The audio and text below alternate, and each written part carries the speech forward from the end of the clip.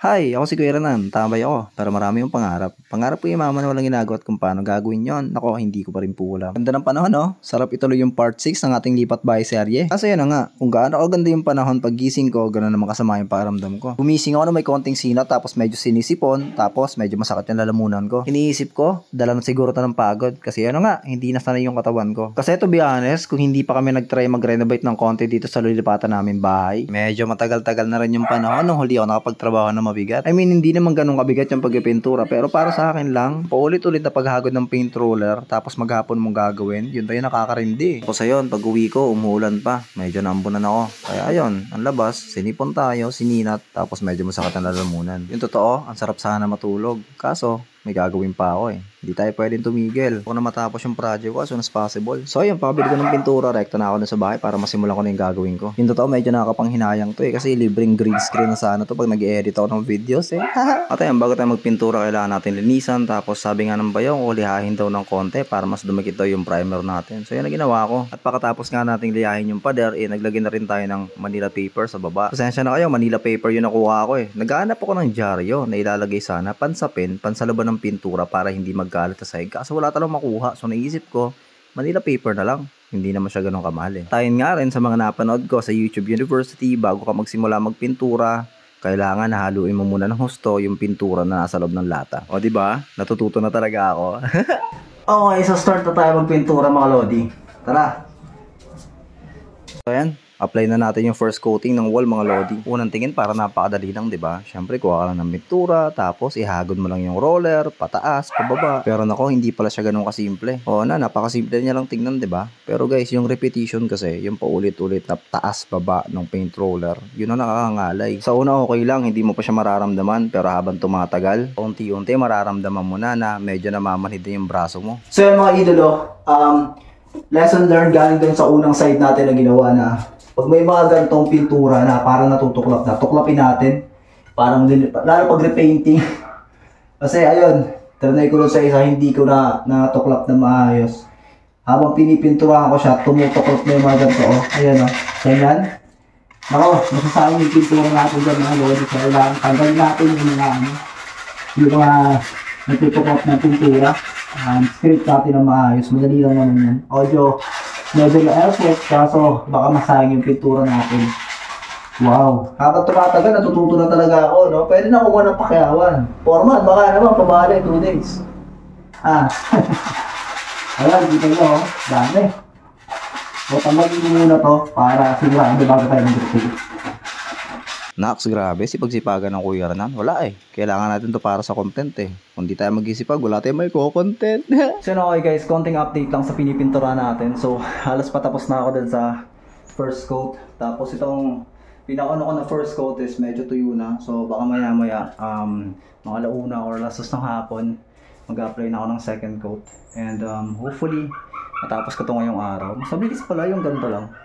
Sa kwarto kasi kailangan pa masilya yun eh. So, nakailang primer coating, second coat. Dito mas madali pala. Tingnan nyo, itsura guys oh. Ayan na po siya. Yan po yung first coat natin mga lodi. And kita nyo naman, di ba? Meron po mga patlang-patlang, mga puwang-puwang. So, ayan. Yung mga puwang-puwang na yan, hand brush ko na lang siguro mamaya habang nagpapatuyo ako ng ibang parte ng wall. So kita nyo, yung dating green, ayan, medyo kulay puti na siya ngayon. So mamaya, salang na natin yung top coat. Feeling ko magiging mas maganda siya tingnan.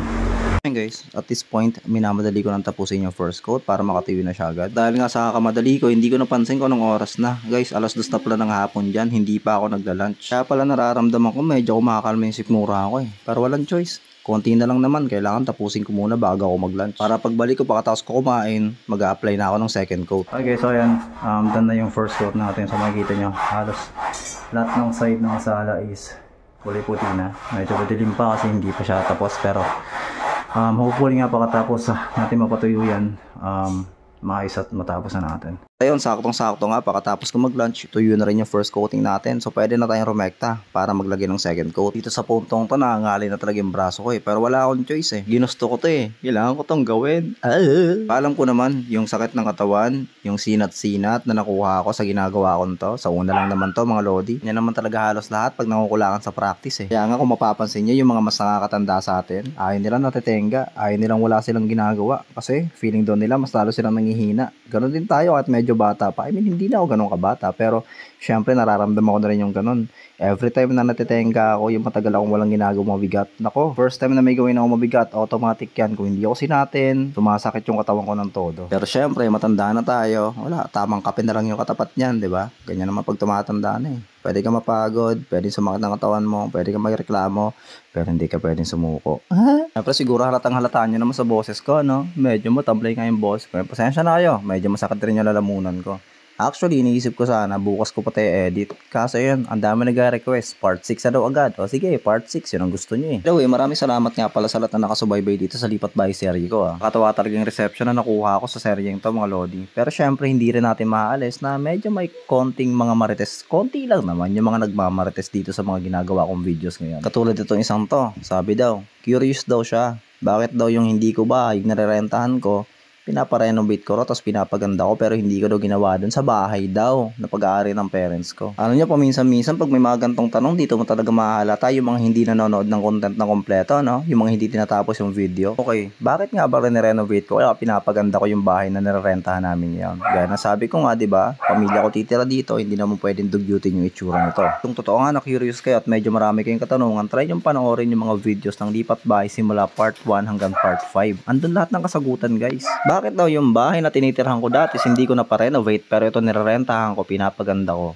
Guys, ganito lang Yung mga naka-follow sa akin, dati pa, alam nila kung ano yung changes na ginawa ko sa bahay na yon. Alam nila kung ano yung mga binago ko sa bahay na yon. Alam rin nila, hindi ko na kailangan ulit-ulitin kung ano yung mga ginawa ko doon. Ang pinakahuli guys, kung hindi man ako nakakilos ng maayos dun sa dati kong tinitirang bahay, yun is dahil kailangan ko pa rin magpaalam kung meron akong gagawin. Kailangan ko magpaalam kung meron ako i-renovate. Kasi yun na nga, hindi naman akin yung bahay na yon. Well, hindi naman akin itong nirerentahan ko. Pero ang pagkakaiba lang, nung nakausap ko yung nagpaparenta, may go signal sila. Sabi niya sa akin, ikaw na bahala kung anong design gagawin mo. Kung magpipintura ka, kung may papagawa ka, basta papaalam ko lang daw sa kanila. Para kung sakali mang ayusin ko yung mga bagay na pwedeng ayusin dito sa bahay na to, is pwede nilang maiawas dun sa upa ko yung gagastusin namin. Oh, okay na. Sana nasagot ko na yung mga curious dyan. Pero sa totoo lang, hindi naman kayo mukhang curious Mukha kayong mga marites. Kasi kung totoong curious kayo, hindi kayo tanong ng tanong. Dapat, papanoorin nyo na lang yung mga videos ko, diba? O masasagot na yung curiosity mo, madadagdan pa yung arep na kikitain ko. 'Di ba? Win-win. Pero siya, balik tayo sa ginagawa natin. So and guys, after almost 5 hours, natapos ko na siya lahat. So nakapag-apply ako ng first coating, nakapag-apply ako ng second coating, tapos napatuyo na rin namin siya. At that point, dumating naman si Commander, kasama yung panganay namin, kasi maglilinis na sila. At kaya nga nang sabi ko, hindi nyo ko maaasahan sa paglilinis sa pag-isimp ng mga gamit. So sabi ko sa kanila, matutulog muna ako ng saglit. Sila na muna yung bahala sa pag-ayos ng bahay. Wala nga rin doon sa sinat ko, tapos dahil na rin sa pagod ng pagpipintura, nakatulog ako na nasa 2 hours at gumising ako ng ganito na yung loob ng bahay. Oh shi, kita nyo, ang laki ng pinagbago, di ba? Mas maliwalas at mas malinis na nga siyang tingnan, guys. Although medyo kalat-kalat pa rin yung mga gamit kasi hindi pa nga dumarating yung mga in-order ko storage rack, pati na rin yung in-order ko na liit na lamesa na ilalagay ko dyan sa may ilalim ng TV. Pero so far, di ba, mas okay na to kaysa dun sa dati. Tingnan nyo naman yung itsura niya nung una kami dumating dito. Di ba? Ang kalat, tapos madilim kasi kulay green yung walls. Tapos, ito na siya ngayon. So, di ba, hindi pa naman nga ganun kasino, pero mas nagmukha na siyang may taong nakatira. Diba, parang kailan lang, no? Ngayon, tapos na yung kwarto, tapos na yung sala, sunod, kusina naman yung gagawin natin. Siya, hanggang dito na lang ulit yung video. Ang sakit na nalalamunan ko Maraming salamat sa panonood. Maraming salamat sa lahat ng suporta. Kapit lang para sa part 7.